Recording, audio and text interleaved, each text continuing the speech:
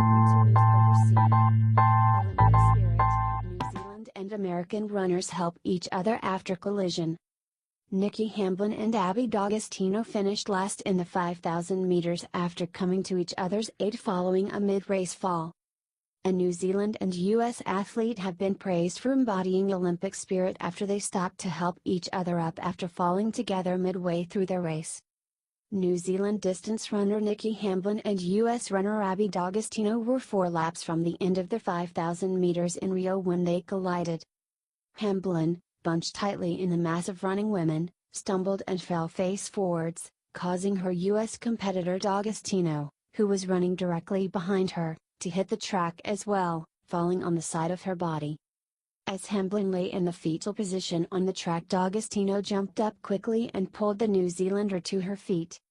Moments after the two athletes had started running again, D'Agostino began faltering, her right leg injured as a result of the fall.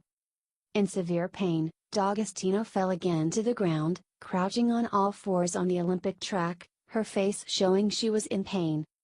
Hamblin stopped running and turned to D'Agostino, reaching for her with 2 open arms, the race and Olympic glory, forgotten. "When I went down it was like, what's happening? Why am I on the ground?"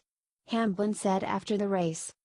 "And suddenly there's this hand on my shoulder, like get up, we have to finish this. I'm so grateful for Abby for doing that for me. That girl is the Olympic spirit right there. I've never met her before. Isn't that so amazing?" Speaking to New Zealand's breakfast radio host Mike Hosking, Hamblin said the moment of kindness wasn't what she expected when she prepared for Rio. "When I look back on Rio 2016, I'm not going to remember where I finished, I'm not going to remember my time, but I'll always remember that moment. Sometimes I guess you have to remember trying to be a good human being is more than, you know.